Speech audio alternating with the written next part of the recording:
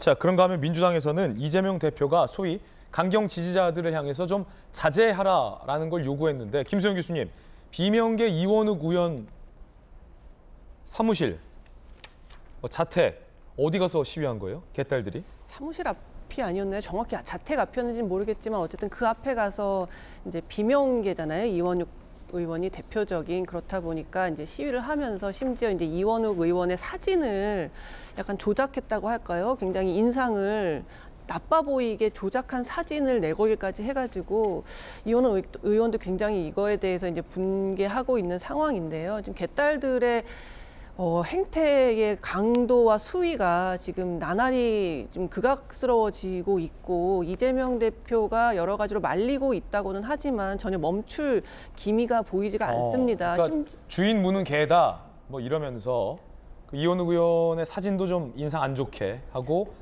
자택과 사무실 모두 다 찾아가서 시위하고 있다고.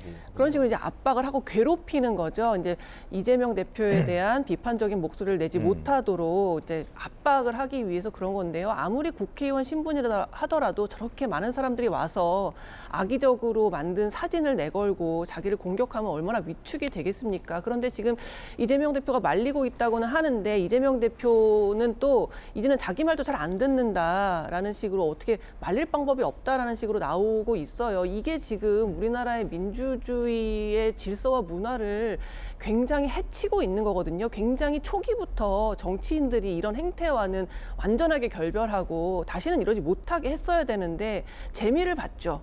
이제 뭐 팬들이 있으면 물론 정치인들이야 좋지만 이렇게 비상식적이고 다른 사람의 목소리를 내지 못하게 하는 방식으로 작동하는 극성 팬들이 계속해서 생겨나고 있는데, 이거에 대해서 싹을 잘라내지 못하고 약간 즐기는 듯한 모양새까지 보이다가 결국은 정치인들 스스로도 통제할 수 없는 상황에 온 거예요. 그러니까 문재인 대통령이 애당초 이제 양념이라고 말했던 이런 극성 팬들의 행태들, 그게 어떻게 됐습니까? 결국 문재인 대통령을 수박 7적에 오르게 만드는 이런 결과를 가져왔잖아요.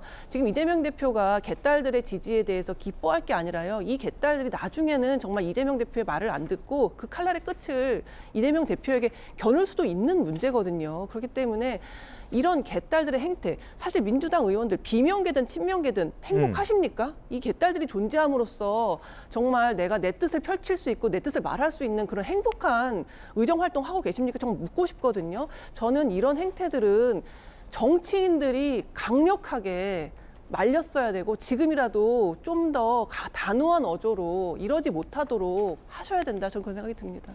개딸들에 대해서 비명계 의원들을 중심으로 비판이 나오고 있고, 친명계 의원, 특히 김남국 의원 같은 경우는 지지자가 합법적으로 하는데 그걸 어떻게 막을 수 있냐라고 굉장히 유보적인 입장을 내는 분도 있습니다.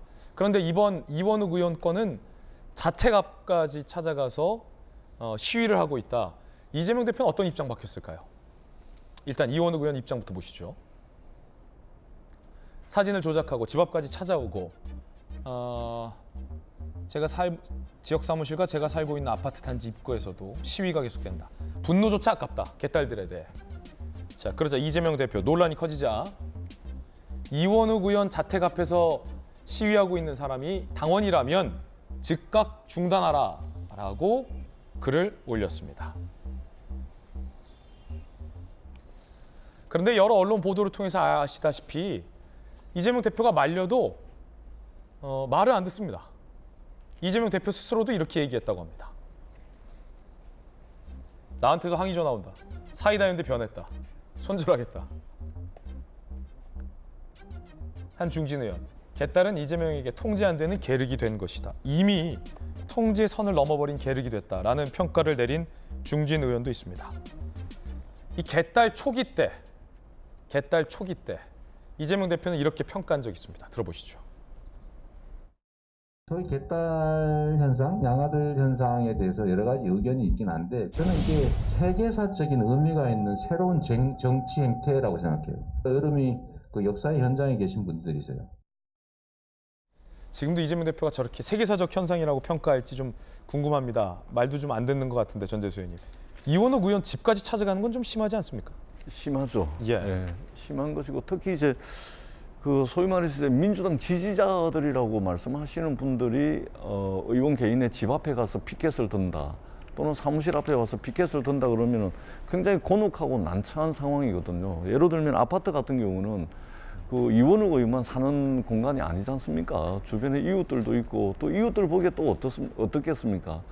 명색이 정치하는 사람인데 같은 당의 지지자들에게 저는 이제 피켓을 들고 시위를 한다 그러면 굉장히 곤혹스럽고 난처한 입장이죠. 저는 그 이재명 대표도 어제 이원욱 의원이 저 SNS 글을 단체 의원방에 이제 올리고 1시간도 안 돼 가지고 이재명 대표가 또 이제 그 글을 올렸더라고요. 자제를 부탁하는 그런 글을 또 올렸더라고요. 그런 측면에서 저는 빠르게 잘 대응을 하셨다는 말씀을 드리고 이것이 통제가 안 될 가능성이 있습니다. 그렇기 때문에 당에서 아마 적절한 조치를 준비를 하고 있는 것으로 알고 있습니다. 저는 진정한 지지자들이라면 저는 저렇게 하지는 않을 것 같다라는 생각이 듭니다. 좀 자중할 필요가 있겠다 그런 생각이 듭니다. 예.